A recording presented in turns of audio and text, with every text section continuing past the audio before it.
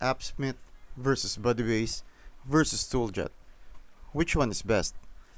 I'm going to tell you the difference between Appsmith, Budibase, and Tooljet in 2025 so you can pick the one that fits your workflow best. Appsmith is still the go-to for devs who want a back-end heavy builder with clean data integration, especially if you're working with APIs, MongoDB, or PostgreSQL. It's powerful, open source, and gets constant updates. Budibase, on the other hand, is more visual, perfect if you want to build internal tools fast with less code.